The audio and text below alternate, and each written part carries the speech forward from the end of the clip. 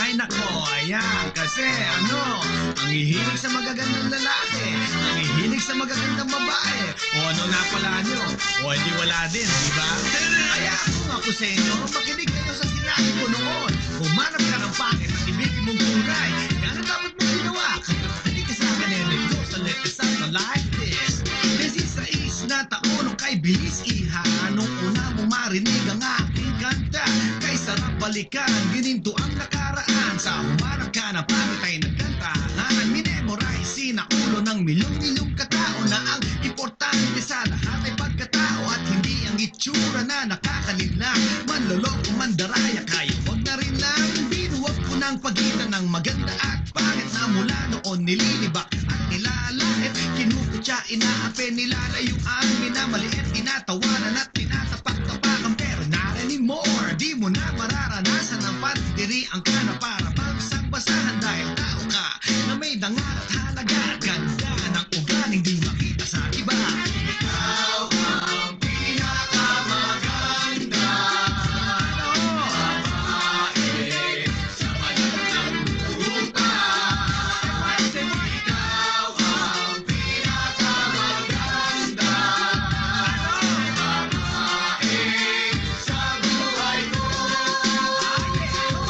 Kaya dahil sa humarap ka ng pangit na tupad, pamilya, pinapangarap at hinahangad, kontento sa asawa, ngayon ay masaya kahit di sila mayaman, buhay ay maganda. And guess what? Labing-labing, gabi at araw, maligayang samahan ay talaga abot tanaw, hindi panandalian, bagus magtatagal, humble, may puso't nakinig sa aking pangaral. Dahil sa kanyang pamilya, ang buhay masarap, kontento siya sa partner at hindi naghahanap ng iba. You know why? Kasi walang kwenta. What for? Para sa ama okay na mapagmahal sa pamilya. Kami ay mabait, kontento sa asawa at wala kaming kape. Oh, Tesh, di ba? Pinapangarap niyo yon ang magsama ang pamilya ng mahabang panahon. Ikaw ang pinakamaganda babae sa balat ng lupa. Ikaw ang pinakamaganda babae sa buhay ko.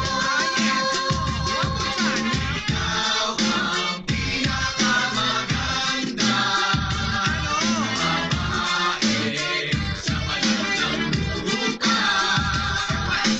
Ikaw ang pinakamaganda babae sa buhay ko.